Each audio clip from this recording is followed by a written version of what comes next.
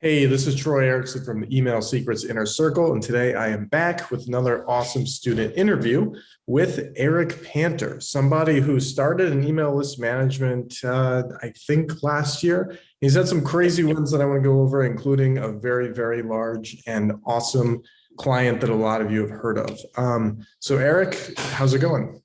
Pretty good, man. Having a good day here. How's it going with you?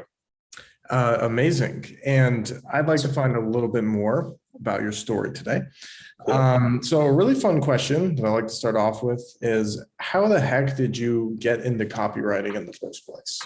So my copywriting origin story, if you will, is a little unusual. So I had worked as a paralegal for a lot of the last 10 years. I was just, it was an office job. But around 2015, I decided I was burnt out. I was ready for a break. And so I actually moved to the mountains of the northern Philippines, where I was working with a community development organization that helped, that helped like villagers start their own businesses. I was doing legal work for them and fundraising stuff. And so I wanted to write, a good fundraising letter because it's not something I'd ever done before. And so I got online and I was like, hey, how to write a good fundraising letter. And I came across Gary Halbert and Dan Kennedy and direct response marketing. And I was like, oh, wow, like this is pretty cool. Like, you kind of eat what you kill, it's a meritocracy. Like this sounds like the kind of thing that I want to get into. And so through that, I discovered copywriting, discovered that was probably the best way to get in there. So I decided when I came back to America, which was in late 2016, is that I'm just going to be a copywriter. So it took me a couple of years, but in February of 2020, I launched, I quit my paralegal job and started for a keto company and started just as a junior copywriter with them. And I've been going ever since. That's amazing. It's funny too, because everybody mentions that their story is really unusual, and so do I, but yours is actually really cool because we're on the other side of the planet and you found copywriting.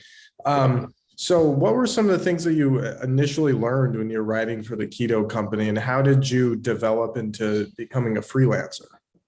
So I learned a lot whenever I first started because it was one of those positions where it was just kind of like write everything, like anything that they needed. And it didn't really start like that. I just showed, some aptitude for it. Like I started with sales pages. Like, okay, you're pretty good at that. You understand this. So how about like Facebook ads? How about emails? And so I started writing their emails for a while, and it wasn't long before I was given the chance to kind of jump in on the actual email management side, which actually coincided right about the time that I found out about you and and the group and like all that stuff. So that was pretty good timing. So I learned a lot of stuff. It was actually fun. I was just listening to a call with Dan Ferrari. He was talking about a lot of copywriters, want to, they want to jump right into the freelance thing, which is great. And I love being a freelancer now, but I really credit that time at a job, a copy job, for learning kind of the ins and outs of a business and really getting paid to learn. So, I really appreciate that. Looking back on it, is where I picked up a lot of the kind of more nuanced skills. But then in June of 2020, and I worked with them for a couple of years, so this was kind of in the middle of that. But in June of 2020, Stefan launched his RMBC course. I'd found out about Stefan from another copywriter there, Tim, who was in Copy Accelerator. And so I got on Stefan's list, heard about his RMBC course, and he did a challenge to write, sales letters. It was like he was taking on 10 people to write for one product, 10 people to write for another. And I ended up getting selected. And then out of the 10, I was selected as the winning letter for my product. And so from there, finding sales letters, wasn't that much of a problem. Like I kind of rolled on the referrals for that for a long time. But one of the things about sales letters, especially when you're kind of early on, is that it's, you can get into long kind of bad relationships with clients. And so I was kind of looking for something else. I'm sort of transitioning back into sales letters now just because I'm in a different position, but I was looking for something else at the time. And I was like, well, I mean, all these guys writing emails, they seem to they seem to really, you get data really quickly. If you get on the list management side, like you get to see kind of what's going on, you see what's working, you see behind the scenes. And I thought that seemed really cool. And so I decided to pursue that. And I've been doing that for off and on with different clients for, like you said, a little over a year now. That's awesome. And I totally agree. Going back to the job that you had, I've never had an official job, but I had one client where I just did everything. They were like, hey, we want you to like work on ads. We want you to touch the email marketing. We want you to just like go inside the operations and look in the business and just write things. So that's what I did. And that's one of the reasons I got really good at copy early on. So it's cool to hear that you've done it. And I highly recommend that for somebody who's starting out and is kind of struggling to get clients on the road. The second point in that is I think email is a good place to get started, like jumping into sales letters and doing what you did and having like a top 10 letter for Stephen Georgia and RMBC. That's incredible. But going into email and email list management, it just removes a lot of those problems where you send copy to a client in a Google Doc and you don't know when they're going to test it, if they're going to test it. Yeah. Yeah. If they ever get back to you on how it did, if they want to hire you again, if there's referrals. And it's when I was trying to do that, there was a lot of like constant jitters. Like there's a lot of friction with that. Yeah. How am I going to make money if I don't have anybody on retainer? Like I constantly have to look for clients. So that was absolutely. That was definitely the hardest part of that. Is like, shit, man, like I don't know where my next rent check's coming from. And so, yeah, that's an excellent point. I forgot to mention that was one of the big things too, is like, I need retainer clients. Like I hadn't figured out, I still haven't really figured out sales letters on retainers. Like email is way easier on that. And so I was like, for all the things that I didn't like about having an office job, having a steady paycheck was not one of them. I did enjoy that. And so now that's not to say that that's necessarily the way that you have to go with email management. The cool thing about email list management is that there's a ton of different ways to structure deals. And while you can get, having steady pay coming in, and I'm not obviously know that, but for people listening, you have guys like Jared who are structuring these huge deals, based on, the money that's actually brought in. And so there's so many different ways that you can go with it. And it removes a lot of the risk for the business owner, which is easy. Like with sales letters, there's so much that goes into it. You got to have a designer and you've got to run all this traffic. But with email, it's like, oh yeah, we can test you out for 2 or 3 emails. Yeah, that's fine. We'll test you out. See, or if you have a strategy, like, we'll run this for a little bit. And so I found that was a very low barrier to entry. Coming in on that. Yeah, absolutely. Especially when you're in their ESP and you can actually send the emails for them. You get instant feedback. You get good results, and they can't fire you. You're already in there. Yeah. You're on retainer. So that is awesome. So that is probably my favorite part of teaching people about email list management inside of the email secrets inner circle. I'm just kind of curious, what has your favorite part been of just being in the community, and like, what have you learned? So my favorite part of being in the community, and really of being in any community, but especially this one, just because there's so many diverse, like, backgrounds and what people are doing, is you can see what's working in real time. And not only do you see what's working, but you also see the questions that people are having. And sometimes, I can't think of a specific example off the top of my head, but you'll see a question and it's like, wow, I wasn't even thinking that way. Like I didn't even think to ask that question. Like, how can I go now, take that and go into what I'm doing and, see if I can figure that out for myself. And so to me, that's my favorite aspect of it. And, it allowed me to level up my skills very, very quickly. There's a lot that you learn from being on the job in a place. I've always been a big fan of on the job training and just kind of trial by fire. But, as far as like the more like learning side of it, I mean, the modules that you have in there are very, it's almost like if I was to be doing it myself, like I can kind of look over your shoulder and just see what's going on. And that sort of practicality of it and understanding it on that very direct level was super helpful when I was starting out. And then seeing what everybody else was doing with it too, just, those two things combined, it was just like throwing, rocket fuel on the fire. That's awesome. Thanks for sharing that. That's actually not my favorite part since you've joined. My favorite part in regard to you is the big guru client that you got since joining Email Secrets. Would you care to tell everybody who that is and maybe some of the experiences you've had?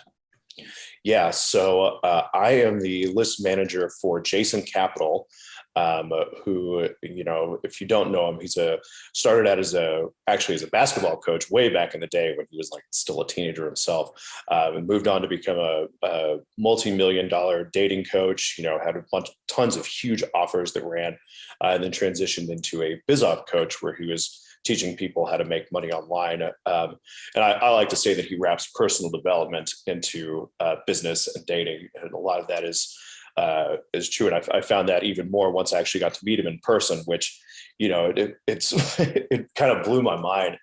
And I should also point out too, that this is a job that I got through the group. I would not have had this opportunity if I hadn't been a member of Email Secrets. I would have never even known about it.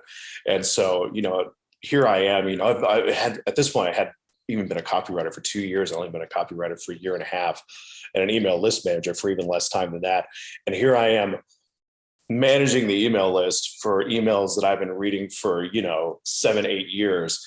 And it was so mind blowing to me to be, in that position. Like, what a crazy world that we're in, that just that quickly, you can level up to that point and be in the company of people like that. And so it was super exciting. And once I was kind of on the inside of that, I got to see a lot of his strategies and just the way that he thinks about marketing and the way that he thinks about copy. And it's very person centric. Like, you get a lot of people who are focused on like the tactics and techniques and stuff, and that's all very helpful. But his big thing is like really, really understanding who you're talking to and like where they're at. And that's probably been one of the biggest lessons that I've taken away from working with him, is really getting to know, not only just that market, but how to think about and go about looking at your customers, and really not just understanding them so that you can sell them better. I want to make that clear, like understanding them so that you can like help them, and like so that you can really, kind of get to the root of what's going on. And so that experience has just been obviously, life-changing on a number of levels, but it's been easily one of my favorite clients to work for. It's just been a blast. That's awesome. And Jason's a great guy. I've met him a couple of times as well. And there's probably not too many people that are smarter than him when it comes to marketing and just understanding people on a personal level. So you mentioned that's been life-changing in multiple ways, not just from like a perspective and mindset and personal development, but financially as well.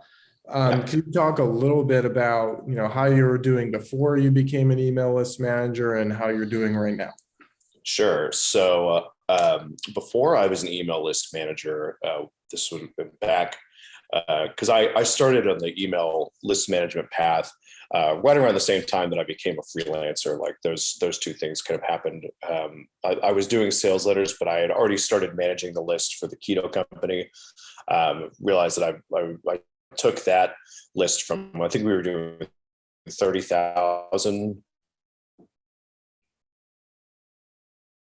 I was like, oh, hey, I'm pretty good at this, and I've got numbers now to back it up. And when I was there, I was making, gosh, this was before I knew about how to like structure deals or any of that stuff. And so I was still making basically what I was making as a junior copywriter when I first started. Like I'd had a small raise at that point, so I was making something like $3,000 a month, and then I would have a couple of sales letters, so I was making more, but it was also sporadic. But by the time October of last year rolled around, and it's a little less than that because like I said, I'm transitioning into sales letters, but at the peak of like I was just all in and, working on all email list management, I was making $16,250 per month. And I was pretty happy with that. It was a good amount of work, but I like to work. I did want to move back into the sales letter, so I cut a couple of my clients off. And I'm still making, even now, I haven't had a less than 5-figure month in over 7 months. So and to look back on, like when I was a paralegal and I was making almost 80,000 a year, and I thought, man, like this is amazing. Like I can't imagine, what it would be like to make more than this. But I was working, 50, 60 hours a week. And, but when I was doing the email, like I say it was working a lot, but compared to that, it was nothing. Like I was maybe hitting like 30 hours a week. It just felt like a lot because I hadn't been doing it that much work before. And so it's really amazing, how quickly that kind of thing turns around. And yeah, email has been a big part of that.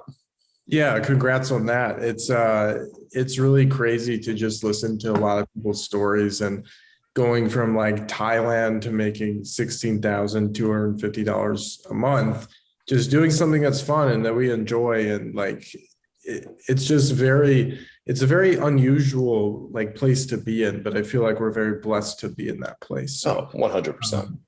Congrats on that. And Thank you. yeah, it's always a pleasure to talk to you and to meet you in person and all that fun stuff. And, we have an awesome community. I'm glad that you're part of that. So any last pieces of advice thank you. Last pieces of advice for somebody who is in a similar position to where you were a couple of years ago. So if you're just starting out, if one, like I said before, don't be afraid of getting a job. I know that's a dirty word in the copywriting community, but really like, I've heard a lot of people from Stefan, Dan Ferrari, and Stanley, like all talk about this. And I'm going to echo that it's not a bad thing. You're going to learn so much. You're going to grow so quickly. So that's probably my initial advice. The second though, is that if you are going to go the freelancing route, one of the big themes of my life over the last several weeks and months is I've been doing a lot of mindset work. Ning Lee, I've done coaching with him. Like, don't be afraid of what you're capable of. Like, you are probably capable of a lot more than you give yourself credit for. And if you really aren't going to know what kind of clients you can get, what kind of deals you can structure unless you try. And people, I talk to a lot of new copywriters who are like, oh, I don't really think I'm qualified for that. Or, what if they, and the thing is like, they never really have a thing of like, oh, what's the worst that's going to happen? They just kind of have like this vague sense of something bad is going to happen if I try to get, a bigger piece of the pie or, reach out to this person. It's like, just do it. They might say no. I mean, but that's fine. Like it's not going to hurt you. And you have the potential to land. Like I was terrified to reach out and try to interview with Jason Capital. Like this is a guy that I've been following for years. I thought there's no way, I'm sure that there's going to be tons of competition. There's no way I'm going to get it, but I applied anyway and I got it and I did it and I've been doing it and we've been crushing it. And, it's so you just really never know. And unless you try, you're not going to find out. So give yourself a little more credit and take the big chances because that's the only way you're going to make those breakthroughs. Thank you so much for sharing that, because I think those are two amazing pieces of advice. Jobs are not always a bad thing. And the fact that you need to like seriously consider that when you're doubting yourself, other people are too. And if you're the one that applies and goes after the thing you want and just shows a bit of knowledge and experience, there's a good chance you might get it. So and people are willing to take a chance, and a lot of the battle is just showing up. It absolutely really is. So speaking of showing up, if you'd like to show up inside the Email Secrets Inner Circle with myself and Eric and almost 500 other members currently and learn the exact things we're talking about and have a journey similar to Eric's if you put in the hard work. You can go to emailsecretsinnercircle.com. The link is also below this video. So thank you for watching. And Eric, thank you for joining us. Thank you, Troy. This has been great. I appreciate it. And yeah, definitely join the group. Like he's not paying me to say any of this. Like it's like definitely join the group. Like it's such. I would encourage him to charge so much more.